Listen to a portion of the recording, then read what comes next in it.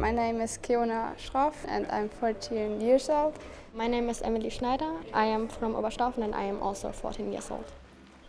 I'm Weda and I'm 13 years old. We are from Fridays for Future and we stand up for our future to show people and politicians that it's time to wake up and do something about the climate change. You eat meat, right? I do eat meat. There's one thing to know that you are eating meat and to be aware of why are you eating it and that it's bad for the environment. But it's another thing to just eat it when you want it and don't even care. So what do you feel about that? It's also like flying airplanes, because flying here to Lindau from Australia is not good for the environment either. This is where I'm married to an economist. And so what an economist would say is make sure that the price of meat includes the environmental price. So if I eat kangaroo, which hop around my place, so it turns out kangaroos produce almost no methane.